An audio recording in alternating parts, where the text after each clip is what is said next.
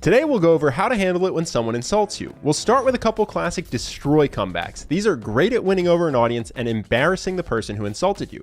Be warned though, they may make the target of your comeback hate you. Then we'll cover some friendlier, more charismatic responses so that you can come away looking cool and confident without making enemies. First, let's cover possibly the most brutal comeback of all, the high status reframe. Rather than responding to the insult, you respond that the person insulting you simply isn't important enough to matter. The classic example of this is from Mad Men, when Ginsberg is mad at Don Draper for not using his idea.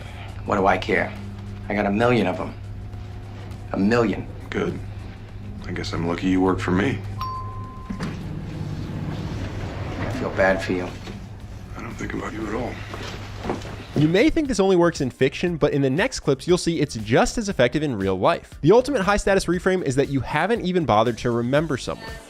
No, we don't go at it every time you're here. Last time with the cocaine, I was in the front row with that I've been doing this for 19 years. Yeah, I remember that day. That's how important you are. Of course. I remember doing Letterman, Carnegie Hall, and talking to you. Yeah, I'm of the younger generation, so I just wonder for all of you, who are you? I TKOs people. When I knock people out, they don't f***ing move. Who the f*** is that guy? Connor has his issues, but we can't deny fans loved that comeback. Most people would make the mistake of accepting the frame of Jeremy's insult. They try to debate who hits harder, but when you use a high status reframe, you completely dismantle an insult without even having to address it. There's another classic destroy comeback that humiliates the other person so they regret insulting you. And same as the first one, the key is don't try disputing the insult. Instead, accept the insult and use it against them. Here's a quick example where someone tries to insult Kumail Nanjiani. Is Kumail Nanjiani's multiple colors? Yes. Every shade of your mom's lipstick. It's like that famous Winston Churchill story where a woman tells him, "If you were my husband, I'd poison your tea."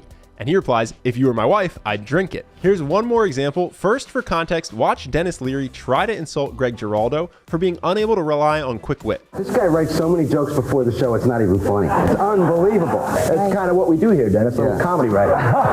A gentle comeback like that rarely dissuades a bully. So Dennis Leary insults Greg a second time.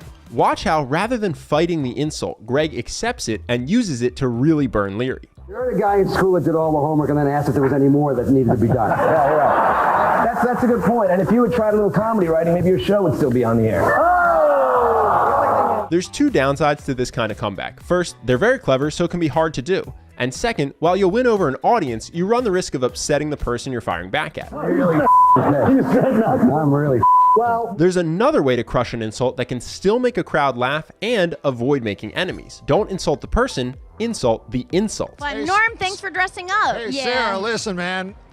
Congratulations. That's the 100th time that joke's been done tonight.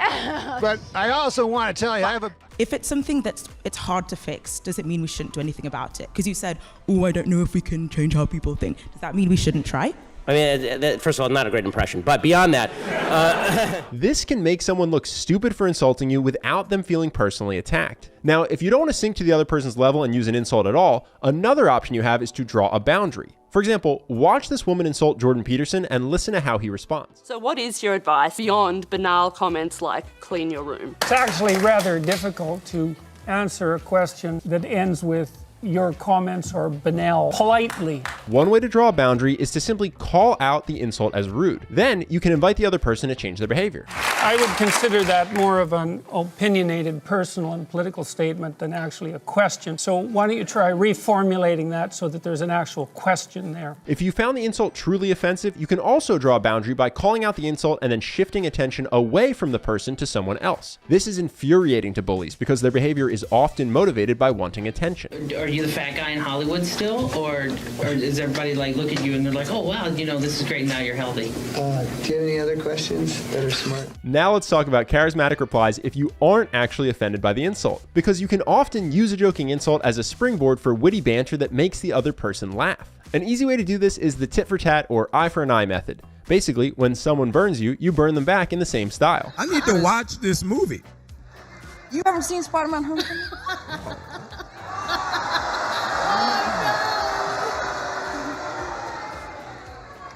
I haven't seen the Falcon. Oh no, there isn't one. Sorry. You'll notice in the tit for tat examples, the comeback often makes the other person laugh. Since they started it, they don't really have a leg to stand on when it comes to being upset at you. The only two risks are if you really take the insult up a notch, or if you know the other person is sensitive. Tit for tat comebacks can be so simple, you can do them almost without thinking. Watch in this next clip how Finn reacts to his own burn. He clearly didn't even mean to say it out loud. Can you read? This is really cool. Oh, can I read? Yeah, can you? Can you host?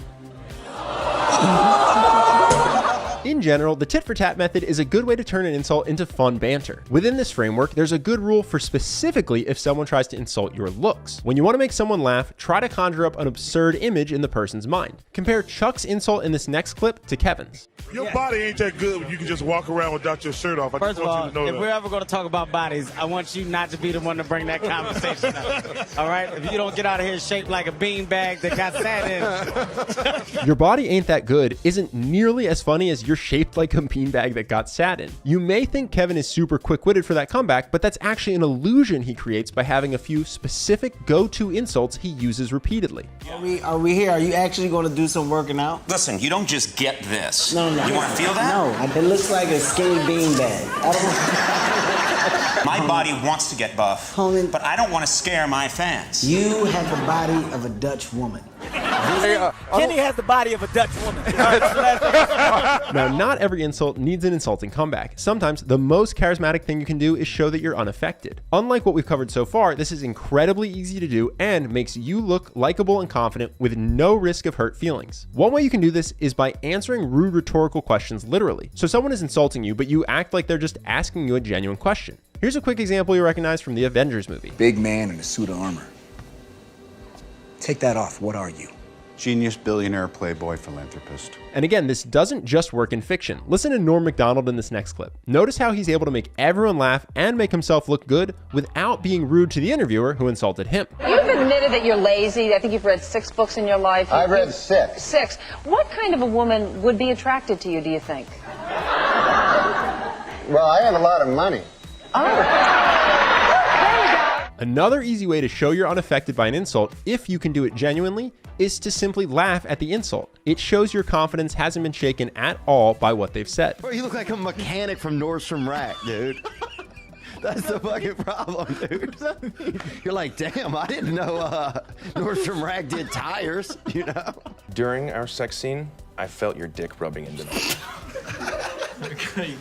Chris Evans is in truth a great actor, but he plays Captain America like he's a big dumb hunk of As fun as the destroy comebacks from earlier in this video are to watch, they're really only helpful if you're trying to build an online audience. In your own life, when it comes to insults, you want 2 things: the confidence to genuinely find humor in a tease so that you can clap back with a smile or laugh along with a joke, or the confidence to draw strong boundaries and potentially cut people from your life who make it a habit to try to genuinely insult you. When you come from that place of true, deep, genuine confidence, you don't need to memorize any tips or tricks. You'll naturally handle being insulted in a way that makes you look and feel great. Now, you might think building deep, unshakable confidence will take you a long time, or maybe you even think it's impossible for you, that you could never actually feel that way. But building confidence is way easier than you think. With the right game plan, you can become significantly more confident in just a few weeks. If you want the fastest way I know to take your confidence and charisma to the next level, you should check out our program, Charisma University. Rather than tell you about the program myself, here are a few things that our past members have said.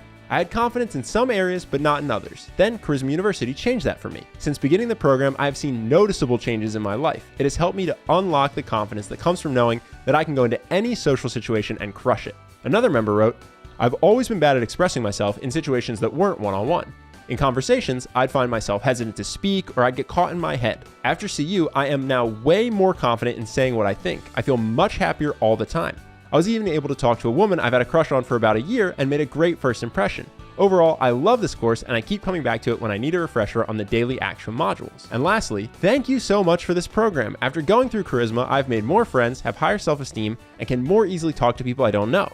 I've solidified my values and I know who I am. This program is literally guaranteed to change your life. That means you can take the entire course, and if you don't think it's worth every penny, you can give yourself a full refund from right inside the program. If you want to see if Charisma University is right for you, click the link on screen now or in the description below. Either way, I hope you enjoyed this video, and I'll see you in the next one.